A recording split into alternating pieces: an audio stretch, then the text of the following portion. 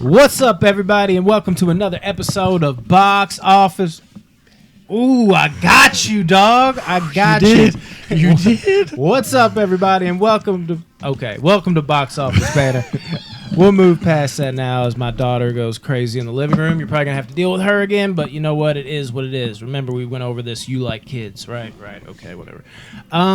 As usual, we'll talk about our Banter buddy, and it's another buddy from the group. And Rodney, would you like to take that on? I know you've messed us up before. It's redemption time, Rodney. Redemption. Let's you go. have Yeah, redemption in your blood. So our Banter Buddy of the Week goes to Elizabeth Sullivan, a.k.a. Liz. The past two top 5 Thursdays, she has had her top 5s selected. Yeah.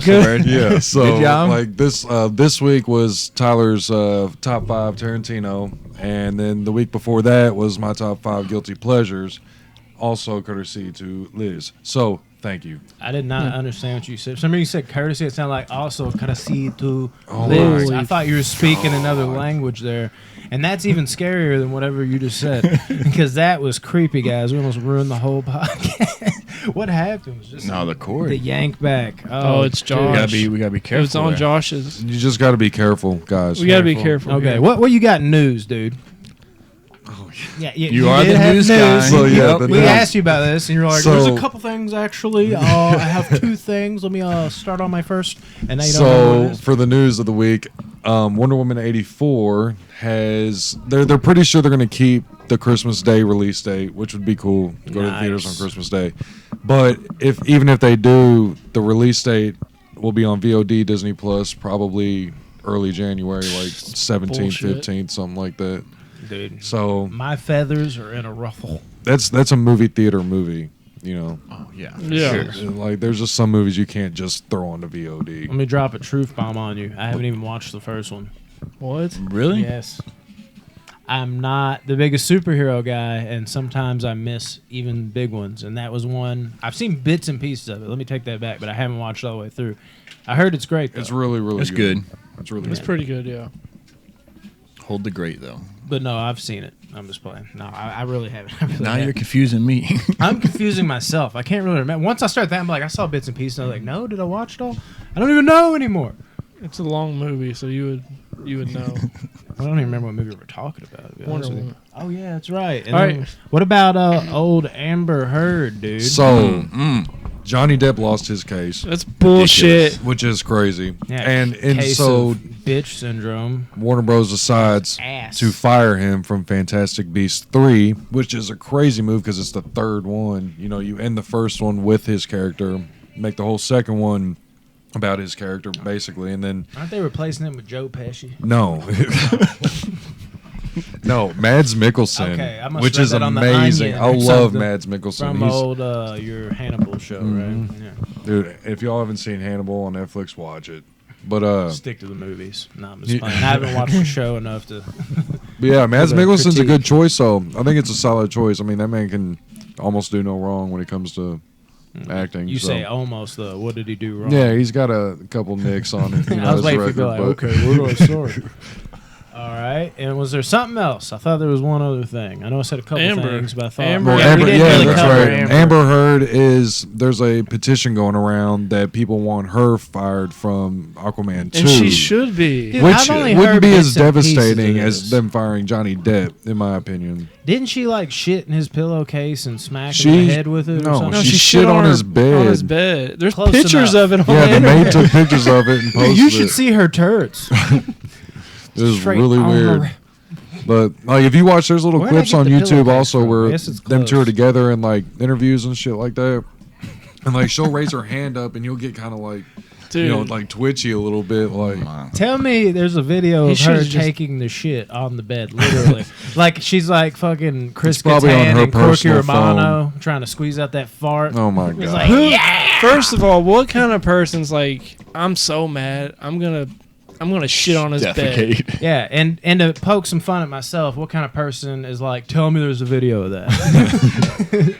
I don't know where that came from. I don't have a poop fetish. I just think it would be insane, almost too crazy to be true. It's almost like I have to see it to believe it. And then as soon as I press start on the video, I'm gonna be like, all right, I've seen enough. I believe it. Yeah, Yeah. that's awful shit. Which awful shit. Dude, that was punny. Huh? What'd That you was do? awful shit. It is You did that awful on shit. purpose, Yeah. didn't you? But I read One day somewhere, I don't know how true Definitely it is, cold. but they were saying that Johnny Depp's actually coming out on top because he's getting paid for the whole movie. Like his contract, he's getting paid for the whole thing and only filmed like one scene. Oh, at least yeah. I thought you were gonna say As he long took as a he's shit getting on the her money bed. for it, I mean, I'm fine with that. Yeah, it It's was. the principle, though. Yeah, behind the it whole sucks that thing. he's not like this movie is gonna be such a popular movie to a lot of people, and he's not even gonna be in it. I just maybe- I don't know how true that is though, because if they've already replaced him with Mads Mikkelsen, they wouldn't just be like, all right, Johnny Depp, you get paid your whatever $15-20 million, and then Mads comes in and he's like, yeah, I want 20 million also, and they can't just No, he because they got to do he didn't marketing take 20 costs and all million that shit for it. too. Like trailers are not cheap, so No, dude. That's why I'm getting a house. Trailers going up. Price range. different up. trailers are Brando. Oh, okay. I got you. Just being rando over here. All right. So, if y'all didn't know, we're jumping into the movie Wolf of Wall Street. No, Joker. Joker, guys. Joker. Are y'all ready for this? Oh. Shit, because I'm almost not. I know it's going to be a haul. Maybe Good not. God. There's a lot to dive into here. There's a lot to dissect. Who wants to go first on this one? I love the opening to this movie. Yes. Absolutely love it. First of all, I'm gonna just say the cinematography in this whole movie is perfection. Yep. It 100%. really is. Like, I feel like any other way of being filmed, like in a fast pace or anything like that, would not work. No, now. takes a sweet ass time. The slow pacing of it was perfect, but that opening scene, if you didn't know what you were walking into at first before Yeah. you walked into the Joker and then you saw just that first 5 minutes, you're like, Yeah. oh, so I'm in for a depressing ass Oh, ride. dude. Like, It's you like know. a weird dichotomy going on too, because you see this clown that's all happy dancing around. There's like upbeat piano music, but underneath all that, there's that depression that just drapes over the film, and that helps through Joaquin's performance, but it also helps so much through the atmosphere and everything that's captured by that cinematography that you were just talking about. And then on top of that, the way he gets beat down, the kids just represent the helplessness of it all. So it's like, man, like there's so much underneath like everything in this movie, and it sets the tone right away with that. The opening scene, he's pulling Yeah. his face Yeah. back, The and he has depression. that tear come down. And they said, like, I watched like a video. He said that wasn't even planned. That just happened, and they kept it in there. Subtly, He just yet gets great. into character so deep. It's him trying to be happy, but him struggling to make the smile. It's like, oh, dude, this movie is gonna be a trip. Yeah. Yeah. Well, it's like they went perfect with the casting on it because Joaquin's a method actor. That's just what it is. Like he'll do anything to get in that role. And he proved he's one of the best. with And this and this movie, like dude, you feel his pain, like every single bit of it. You feel it, And and he's the insanity. frail as Oh, fuck. So that very. even helps. Like, does anybody even know how much weight he lost for this movie? Because he looks According rough. to my notes, he lost Hold on now. 52 pounds. Jesus, It's a lot. Yeah, there's certain angles where I'm like, he don't look that skinny, but then there's other angles I'm like, oh, there's his bones. His Jesus, ribs. yeah, You see his ribs all the Dude, time. when he's like dancing, oh, dude, it's gross. That scene where But fantastic. what's his name? Then the midget Yeah. come to his apartment. dude, don't say Harry. you can't say Well, midget. no, I can. Little person. Little person. So when him and the little person come in there, and he puts his hands up Yes. against the Oh, walls, he's and he's like like this. leaned forward, like you see his like the curvature, like it's just ribs straight up, and then like Oh, dude. almost nothing. I could Like, go for a rack of ribs right now. I actually had some last night. Delicious. Yeah, but no, I actually was thinking about bringing that up, but I was like, let's save it till the end. But I'm glad you did, because that's exactly what I was going to say, dude. It's just, there's something about the way he looks in that moment and his face, like when he looks up at him, it's just fucking off-putting and creepy to go along with just Oh, it's scary natural for real. visual of like his body and his transformation.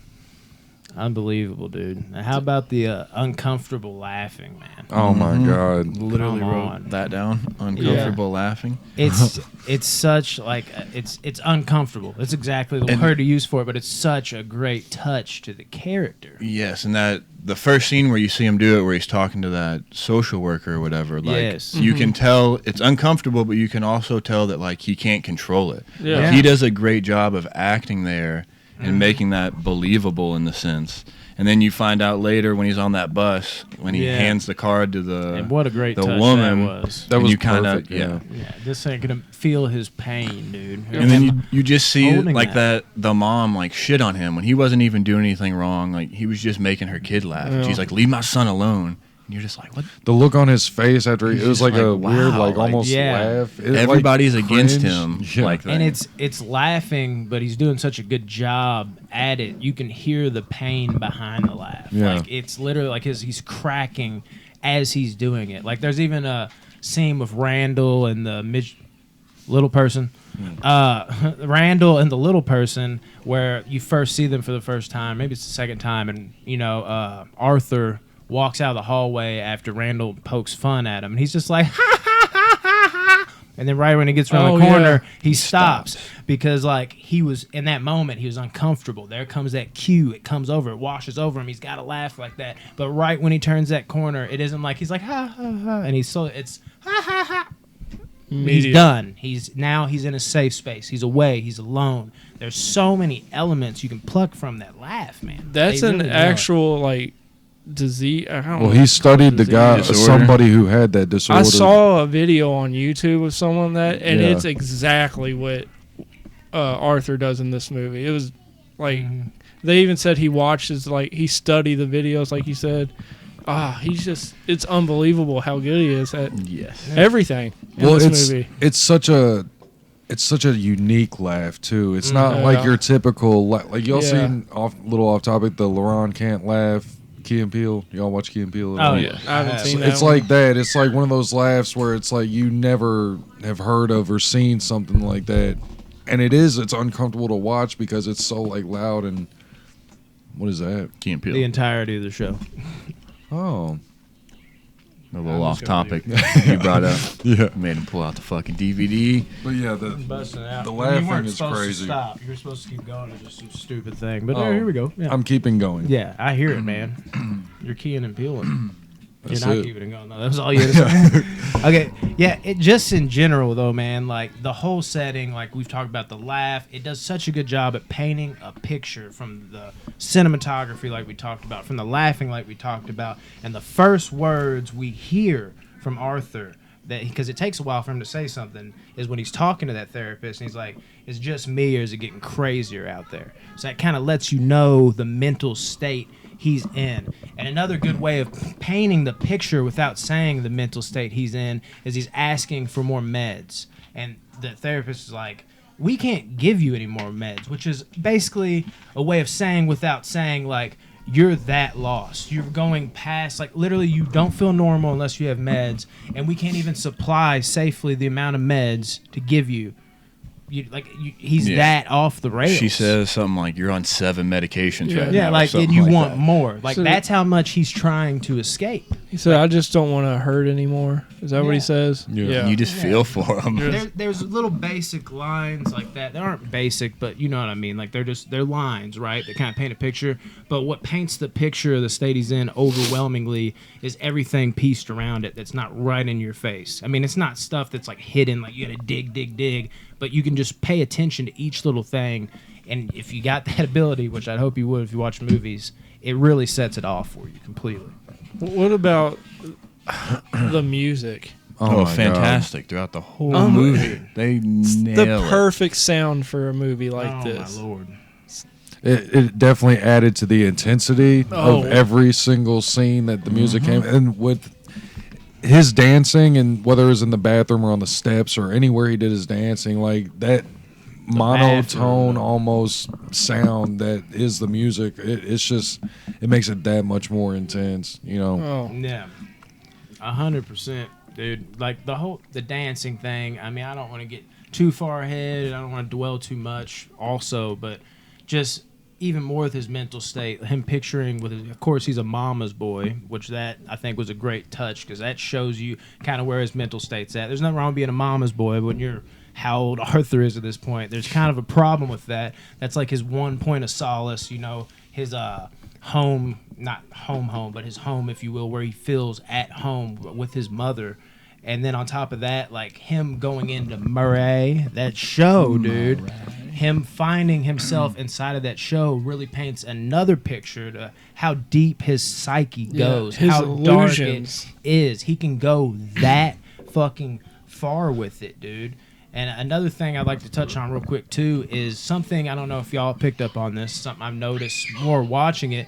There's some great storytelling in talking about the dance and shit, and this will kind of cut into that. With him going home, you can tell just in his walk, he is just worn out. He's done. He's completely fed up with life, and he's going up those steps that are endless every night. It's dark.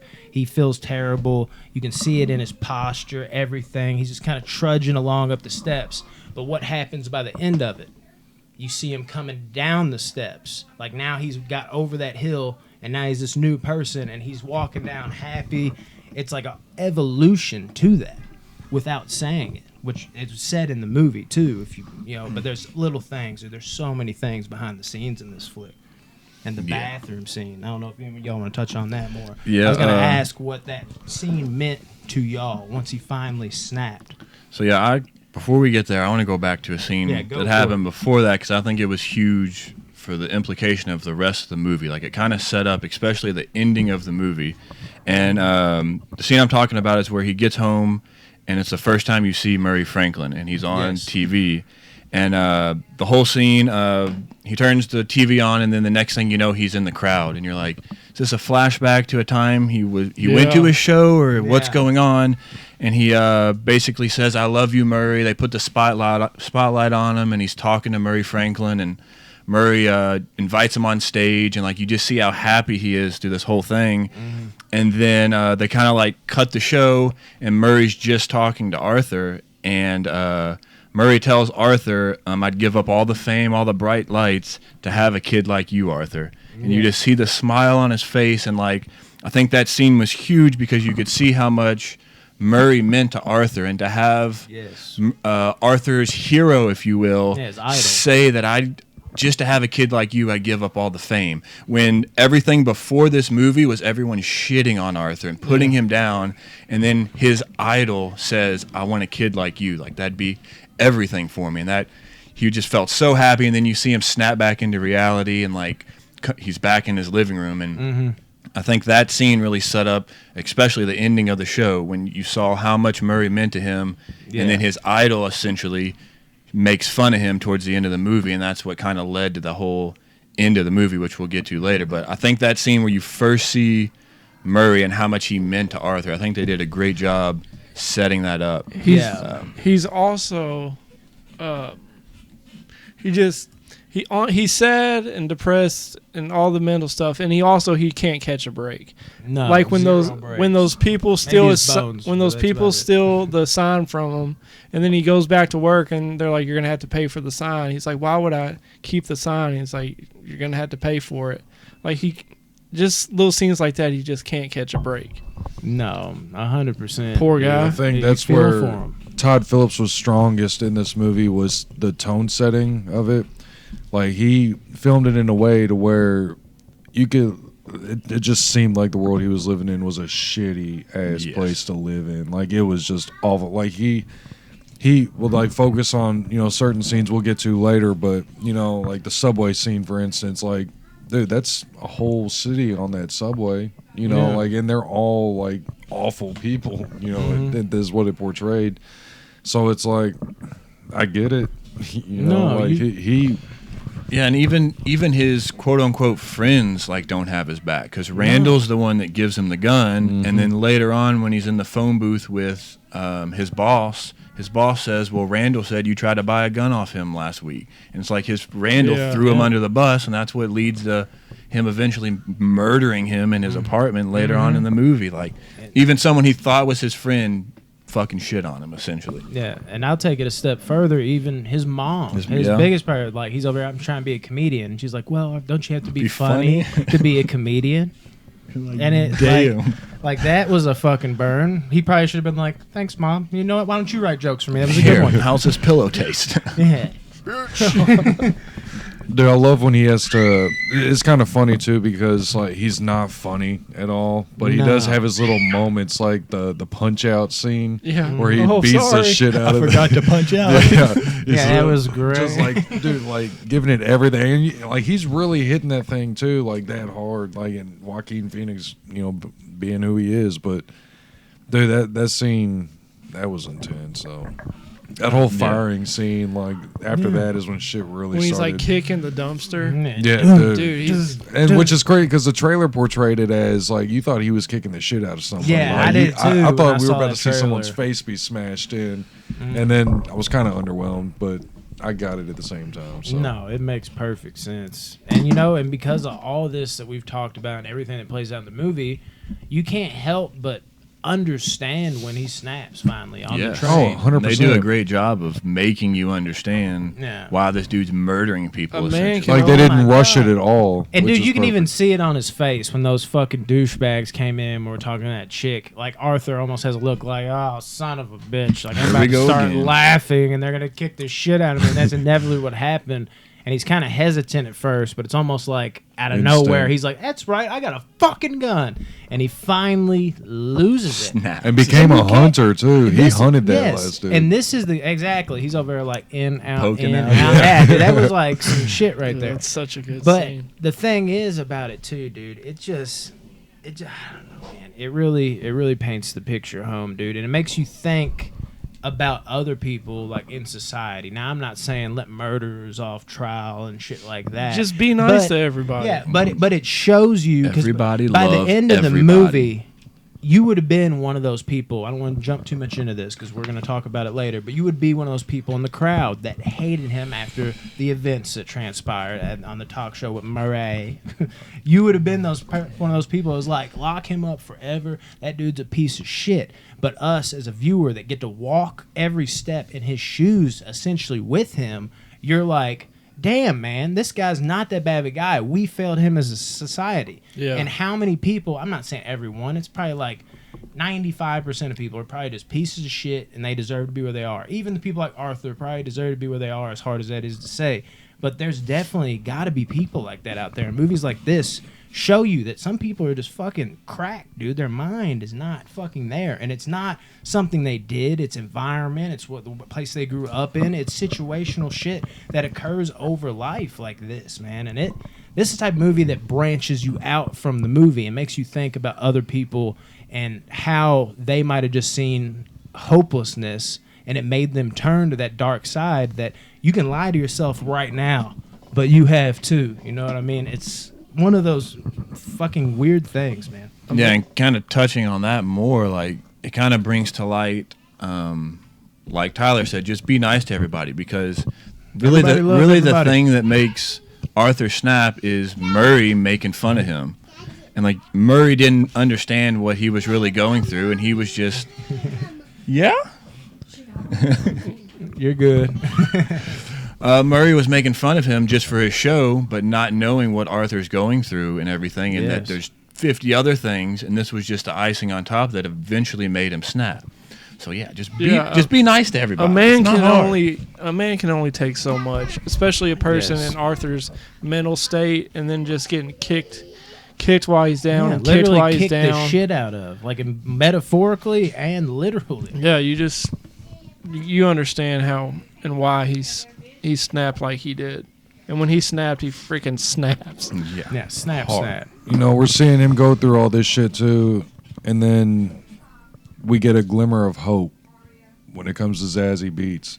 Oh yeah. And you think for just a second, you think, oh shit, but then is it real? It fooled me. She like, dude, I swear it did me too. He walked in her apartment. Yeah, like straight kissed her, and I was like, that's something I feel like he would have done right there. Like I feel like he just had enough, so he's gonna walk in and kiss her. I'm gonna ask like that question later.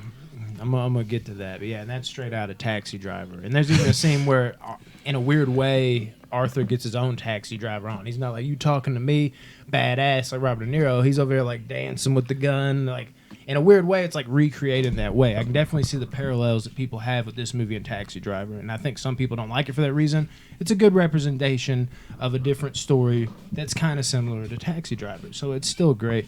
But it's funny that like you say that because like honestly, man, that scene in particular that reminded me of that with the gun. But man, dude. Man. Yeah, I was excited to see where them two would go.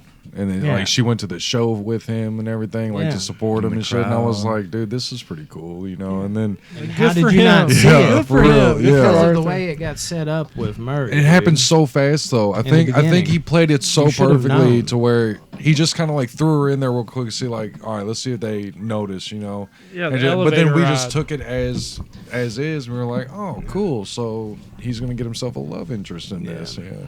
I got more questions to ask on that, but... The question I got to ask is what follows that subway scene or whatever, the dance scene. In the bathroom? Follows in the bathroom. Beautiful. What does that mean to you all? Because I've had this conversation with my brother, and I kind of broke down what it meant to me, and then he had a difference of opinion on it. And actually, we couldn't come to terms with what his opinion was on it because we had this talk like a year ago when it first came out, and he's like, I can't really remember what my rebuttal to what you said was. Or however he felt about it. But I have a way that it made me feel, and I feel like it's depicted. But it could be one of those things where it's like music. Even the artist might not have meant it in this way, but the way it came across to you is all that matters. You know, it's up beauty's in the eye of the beholder type thing.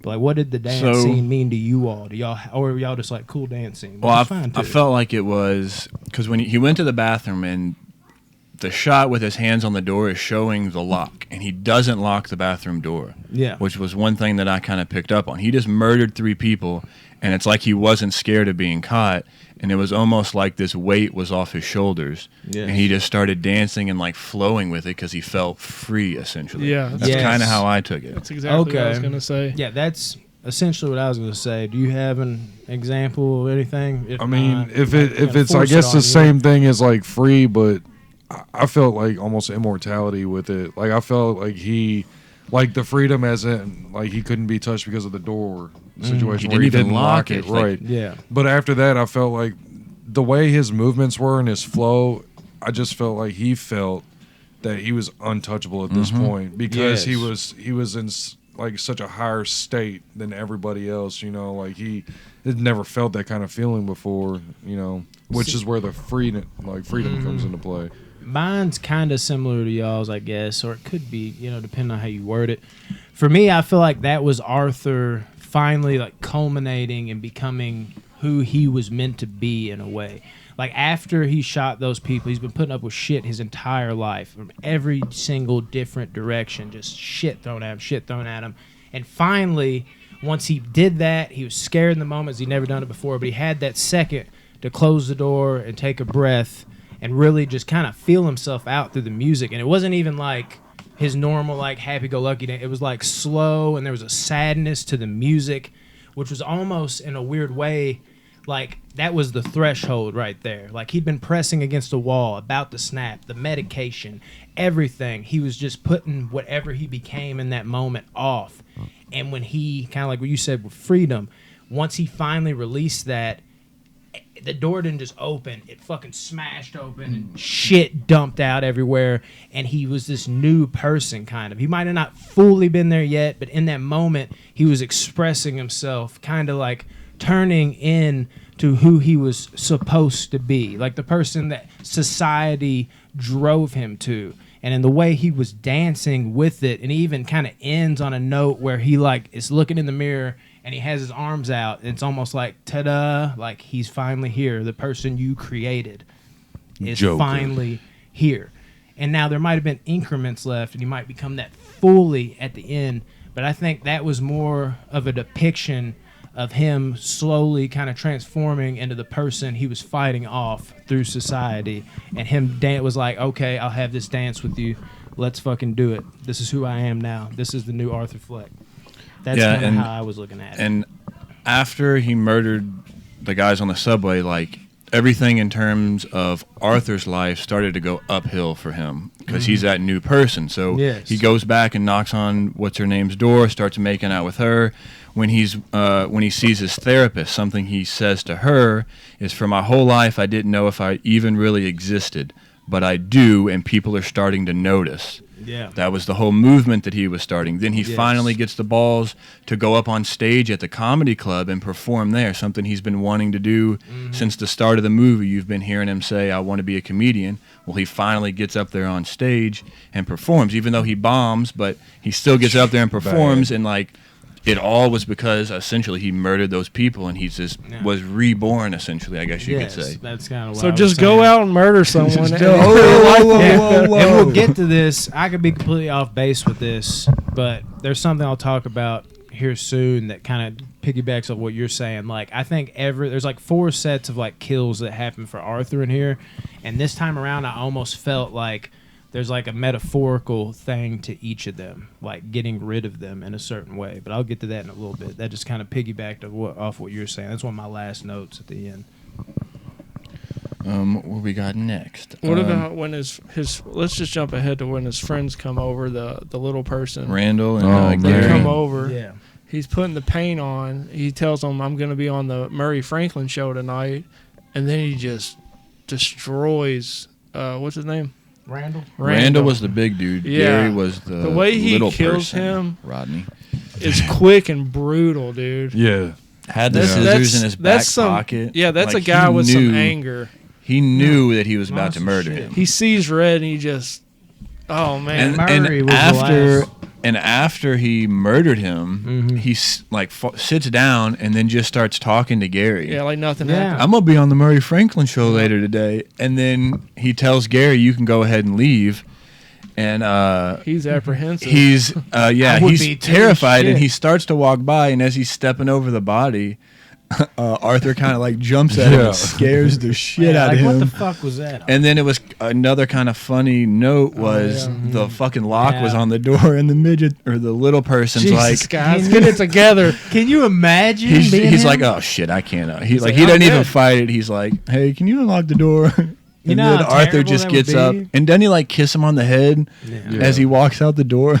He's like, "You never did me wrong." Just imagine being the little person, if you will. Like, you're already like scared as shit to walk by him. Then you're like, "Okay, I'm by him," and that weight rushes off. I'm opening the door. I'm gonna get out. And you're like, Oh fuck! "Arthur, can you open the door?" Like, you'd be like, and then if you got killed right there, literally as you get killed, you'd be like, "My whole life I've been small and it's held me back, and it's literally the reason I just died." Dude, right when I watched this in the movie in afterlife, theaters, I whatever was it is. like, please don't do it, Arthur. Yeah. Don't kill him. He didn't do anything. I can agree with Kill you. Randall. That's fine. Don't kill. Please. "Oh, But he brought it on himself though, because I think what Randall's happened got some weird was shit about it. I almost Joker wonder if ticked. there's more to the story, because he almost has like a presence above Arthur, which is another thing I'm going to kind of touch into, where he's got like this weight over him, like he's got something. He thinks he's better than him. Better than him, or whatever the fuck it is. You can go even like darker, but there's something there that he has over him. Yeah, I think Joker realized, or Arthur realized that. I think at first he was like, "Okay, so they're here checking on me, like that's cool." I don't think he had any intentions of killing Randall or anything like that until Randall made it about the gun. And then I think what happened, because his whole demeanor changed right after that. That's It when did. he stood up in the walls. But didn't he have the scissors He grabbed before he the went Yeah, out there? but he didn't grab the scissors until after he had brought up the gun and everything. Because he was Did he? leaning Was against that the when? wall, chilling when they were all talking. Yeah. And then he brought up the gun, and that's when Arthur turned around, walked real slow to the wall, and then basically stopped them from moving. And that's almost like he's feeling pressure on the wall. Yeah. He's like letting the anger out. Like, everybody's done that. And then I can't remember what "Grr." Randall said, but he said something. He said the cops were coming by to investigate him Is that about what the it was? murder, and Gary was like, "They haven't talked to me." And Yeah, Randall's like, yeah. "That's because it was a normal sized person. Yeah. If it was He a little deserved to person, die. you'd be in jail already." Screw really did. Randall. Randall's a piece If your name of is shit. Randall, never mind. Oh yeah, hold Yeah, up. some Randall's gonna be like, "What?" But yeah, It's a joke. the scene right after that iconic scene of him dancing down Yep. the Beautiful. stairs, that was right after he murdered them. Yeah. And You I see like him the- fully dressed. the silhouettes of the two detectives at Right the top behind of the him, yep. steps Just too. watching. Like, Beautiful. yeah. Yeah. it was just it's like, are they going to do anything? Or are they just going to watch him do his routine and then that be you know? And the music again, dude. There's like I was saying earlier. There's that like he's that old person, and this is before he did the dance in the bathroom and kind of unleashed it, or at least opened the door for it to wash completely over slowly.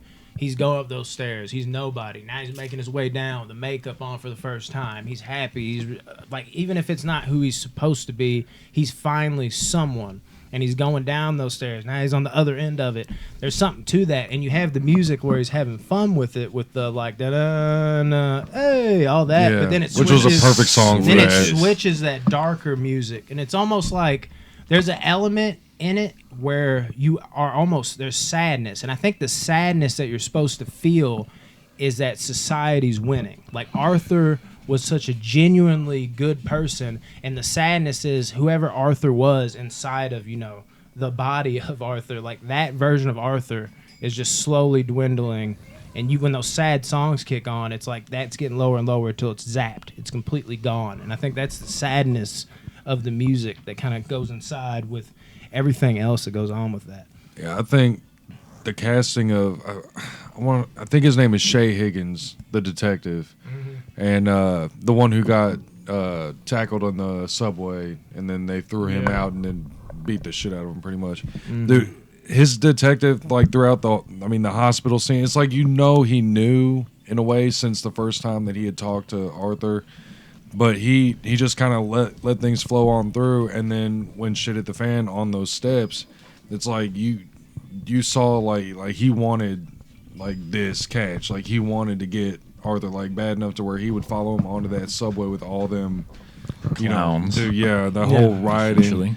And then once he shot that one person on that subway, it was over. And then if you noticed, he was hollering for Arthur's help whenever they were like taking him down. Like he was taking him down, and he was yelling for Arthur for help, and he was just laughing at him. Pulled his mask up real quick, smiling ear to ear. It's just like, Jesus Christ. Dude, that's such a good scene when he's walking out and he takes his mask off. He has a cigarette, and you see all the cops and everybody running to the train, and he's just walking through it. Such a great scene. Yeah, it's really solid, the intensity of it.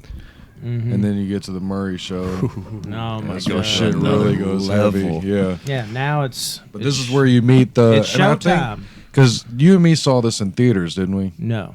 Okay, I saw this in theaters. You don't remember the ones we go to together. You make up ones we don't go to together. But I remember the scene, because I thought it was you I was talking to about it. How he became, like, within that scene of him being on the show, the flamboyant Joker. Yeah, I've talked to you about this. Okay, so that's what we talked about. Like, there's almost like a feminine quality to it. Yeah. At first, I didn't like it, but the more I watch it, I understand it, and it makes so much sense. You know, and I think it fit perfect now. I absolutely love it. Yeah. His whole introduction to the Murray show, he dances out there, then goes up, kisses that girl, and then sits down, and like, that was a person with confidence. Someone who was down on themselves wouldn't have done any of that. No. You could tell he had confidence and he had nothing to lose, which I think he says when he's talking to Murray, I've got nothing to lose. And you could tell he was like a different person at that point. The real question is, though,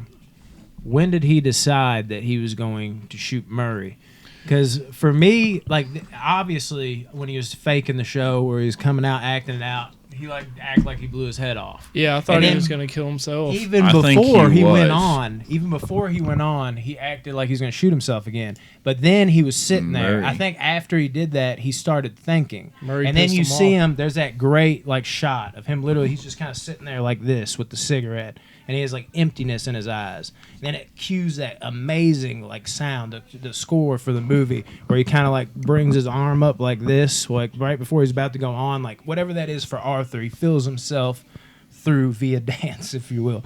And I think in that moment, that's when he started thinking, like when he's smoking that cigarette, like, do I want to go through with this? Is there something else? And I think through talking to Murray and having things out, there was a moment where he's like, why am I going to let him go out on top?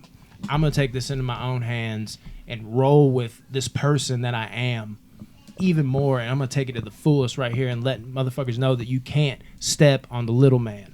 And bang.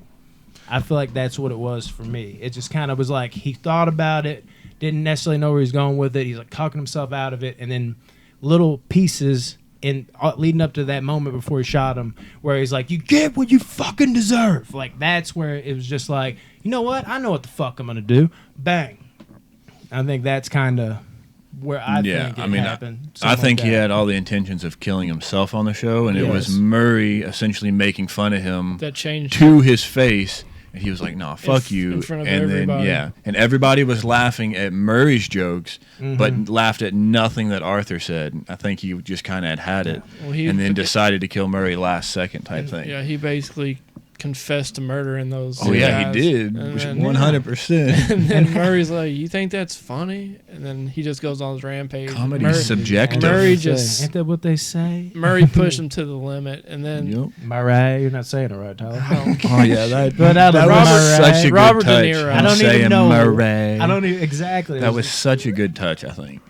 I think it was the joke My that life's got him to do it comedy. when he said knock knock, and Murray was like, You had to look that up? Yeah, it took that long to look that up. Yeah. And like the look on Joker, because it had that side angle view when the camera was hitting the side of Joker's face, and he like saw like his like smirk go straight to a frown, like, and then immediate anger in his eyes, like you could just see it. And then I think that's right there is kind of what made him. Like, okay, so I'm gonna do something stupid. I'm switch gonna it up. probably shoot one of these So motherfuckers. we're in agreement that he wasn't coming there to kill Murray. No, I think he kind of changed like mid-show. I think we can all he agree was- he was wanting to kill himself. I definitely don't think he did. Like he made the final choice to shoot him there, but I think the thought of like I'm gonna do something a little different here. I think started backstage with the smoking and then the dancing. I think that was like showing him because it just showed him doing that again before he went out, and then next thing you know, you see him like this. Well, now you can't tell he's thinking, but he's literally like this. So he's thinking about something, and I think that's where he was questioning his beliefs, and he didn't know exactly what. And then kind of what y'all were saying. He's like, okay, I think I figured it out. Thanks for helping me, Murray. Yeah, and then Bang. also, I don't think it was premeditated because after he shot him, he sat there for 10, 15 seconds, like was not comfortable. knowing what to. Oh, how good was that? If he knew he was going to murder him, I think he would have murdered him and then went on with what he was going to do. But I think it was like, oh shit, I just killed him. Like, what am I doing now? And then stood up, shot him a couple more times, threw the gun down, and then walked how off. good was it? Well, Like was he shot him, beautiful. and he sat there almost like. tapping his leg up and down. And then he real got hard. up and That was was like, beautiful. bang. And then he went to walk away again. And you saw him like and then he went to go shoot. shoot you and then he again. stopped shoot. He didn't shoot him. He shot him another time, but then he was like, wait a minute. And then Threw just the gun threw the down. gun. Beautiful. Yeah, it was just perfect. One thing I will criticize though, I wish we would have got to hear what he was going to say into the camera. I don't like how he's where like, it and cut that's off? and then that's when and then it cuts off with the all that music. Now that could have been something like they had something planned and it just didn't work as well, so they cut it and they're like, this will work too. But I would have loved not like a fucking full on speech where it's like, like 3 minutes long, but him to say like a couple lines that are chilling. And or something that takes you again, like this movie does so well, into the back of the mind of Arthur's psyche. Yeah, and then they show him in the back of the cop car, and it's like he doesn't care that he's in the back of a cop Not car at all. And then the ambulance with the guys with the clown mask like come to save him or whatever, and they wreck into it, pull him out, lay him on the hood, and then he eventually stands up and is almost in like this king status or god status because there's hundreds of people standing around him cheering, and he's like bleeding from the face, but they're all cheering him on, and he stands up. And I love the touch where he like feels the blood in his mouth and then draws that Joker smile on his face. I thought that was a beautiful touch. And then right before that, you actually see Bruce and his parents in the alley, and you see them get murdered and everything, and that was all because of the riots that were going on because of the Joker. Mm-hmm.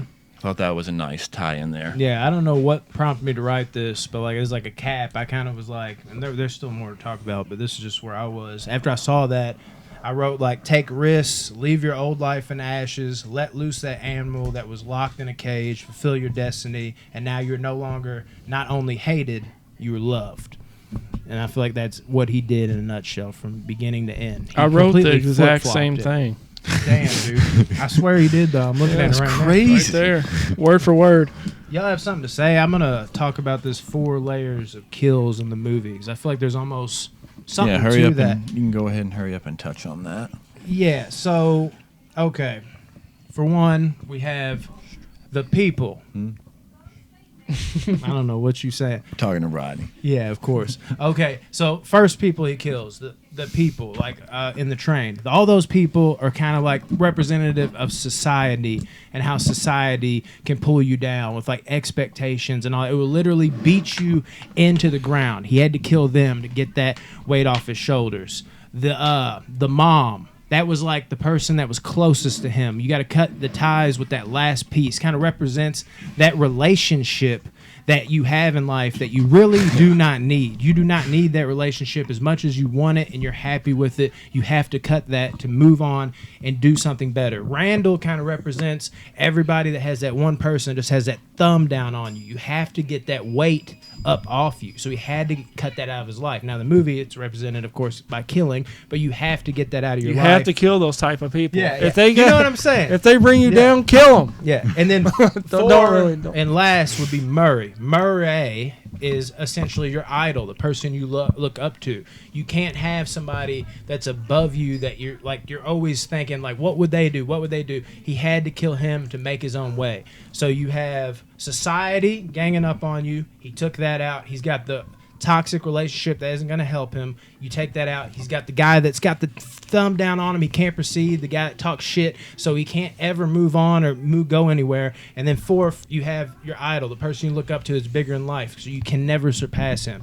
It's like literally in a weird way, all the people he killed and took out have like a meaning like in everybody's life. Like those things that hold you back from doing something. And I kind of like, I don't know if that's what they were going for, but I was like, in a weird way, this kind of works. Yeah, that was beautifully put. Yeah. All right. I love it. Rankings. So my ranking for this movie is going to be a 9.3. Solid. I fucking love this movie. Fantastic. I didn't even write mine down, but Well, Tyler, you go ahead. Let Brandon think on this for a minute. Yeah. I think I got it, but go ahead. Well, go ahead. No, okay. Go ahead. No, you go. I gave Joker a 9.1. That's fucking high for Tyler. This is the first 9 I've ever given on the podcast. It's deserving. It won't be the last, but this movie. Wait till we get to I love National this Treasure. movie. Yeah. Oh, dude, Right. 10. 11. I'll give it a 9.1 as well. Wow. There's some. Yeah, I'm sorry, dude. Still in my I was thinking 9.0. I give my first 9. I was gonna and say you two- 9.0, but I was Alright. like, since we're doing the in between numbers now, I give it one more point. 9.1. What about you, 9.1. Rodney? Solid 8.7. There you go. I I mean, it's dig it. still. I thought I was gonna be the lowest need- one. for No, saying- I honestly, what took it away from being a 9 was the Martha and Thomas killing at the end, dude. Like, I've seen it enough times. It kind of just, Yeah. you know, and I mean, I'm glad it happened at the end of the movie, because if it had happened any sooner, like in the middle, I'd probably been taken away from this movie a little bit more. Yeah. But that, like, it's like come on. But the Like, fact if- that they made it so quick, though, Right. it wasn't it was kind of just a side. didn't even note. need to happen. I forgot something that has to be asked. Like, there's no way we cannot ask this. Well, I in the mean, there Joker is. review. But go ahead. No, there is 100%. Was all this real? Because that's the big debate. Or was he in the? Is any insane of it asylum? real? He literally starts off like, if you notice, it's been getting like crazier out there, and then it cuts back to the end, and he's talking to the same girl therapist. Only now he's In the not psych his ward. world. He's in the psych ward. Has it so hard to believe he used to do that? And in the comics, Joker used to make up his own origin stories. From what I hear, I haven't actually read them. And then on top of that, as soon as he says something, it cuts back to the vision of Wayne and all them being killed. So it's almost like a hint, like, oh, right back to that, because it's all in his head. And then afterwards, he's like running and doing all that, and it makes sense. I don't think that happened. That it goes right back to him daydreaming. I like to think most it happened. of it happened. I think there are situations in the movie that maybe didn't play out, like Zazie, for instance. Yeah. Certain instances did not happen, but at the end, when he's in the all whites, he walks out with blood on his feet. I love He killed the music. He killed old girl and the I think therapist. I think that's him tripping again. I've come to believe that none of this happened. After watching it for like a third time, I don't want to believe that, because I want the story is so good. I want it to have importance. But after watching this again and just you saw how like I was like breaking shit down that might even need to be broken down. This is the way I see it. I legitimately believe, diving deep into this after seeing it a third time, I'm starting to think that none of this happened at all. We'll have to wait for the sequel, I guess. Yeah. If they do it. And it looks like pretty damn clear to me. Like I'm like 70-30. Like after watching it, I'm like, I don't know how I didn't see this way before. I haven't watched it in years, so I'll have to check it out and it's see. It's only been out a year and 2 months, so that's false. By the way, fun fact, Joaquin Phoenix was in 99% of this movie. Oh, yeah. Fun fact as well, Joaquin Phoenix was in Gladiator. Commodus. All right. We ready for movie of the week? Yeah, what is it? Oh, I don't even remember. yeah. It's called...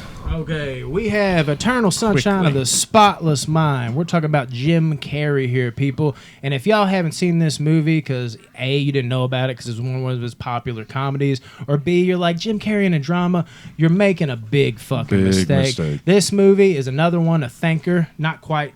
This one's a little more to the extent than this because you can watch this on its own rights and just enjoy it. This one, you have to pay attention. You have to dig a little deeper. There's little subtle details where you don't know if he's in his dream state or not. He's in the dream state because he's looking to get rid of all of his memories with his ex. And in the middle of having all these memories erased, he starts to miss them because he's going through them as he's going. And he's like, good Lord, man. Like, I don't want this. No. Don't erase it. Don't erase it. And you can't really tell if he's in his dream state or if this is...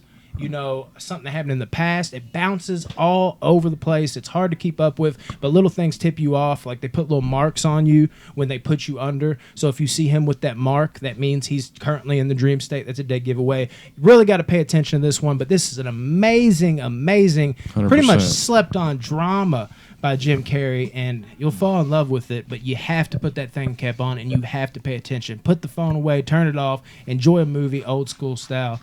And get into this shit, man. I know a lot of people don't like number 23. Don't lose hope on them. No, and I like number 23 as well. Tyler, you want to plug the Instagram? Yeah, thanks for watching, everybody. The Instagram, please go and follow there. We post clips. It's official Box Office Banter. Post clips, and when the podcast comes out, there's a link in the bio. On YouTube at Box Office Banter, the podcast goes up every Tuesday for now. And we also do the top fives and other certain videos we make by ourselves. Thursdays. Yeah, on Thursdays the top fives go out. So recommend that in the Facebook group that Brandon... Yeah. Box Office Banner Movies. We do top 5 Thursdays. You get to pick the top 5, and we choose which ones we would like to do. But there's a good chance that we choose yours, and we'll, of course, give you credit for it.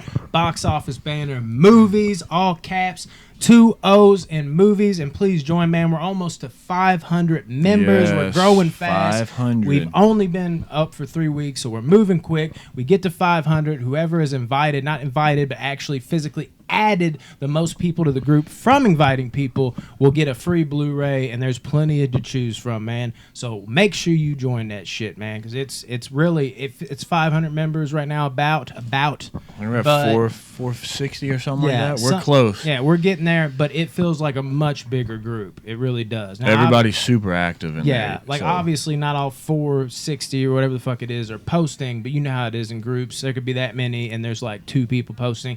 Everybody's active. Other people are posting their own shit. People are all jumping in the comments. It's been great, man. 100%. Thank you all. We'll see you next week. Ronnie, Ronnie, that's your cue. Thank you all. We'll see you next week. Falling asleep.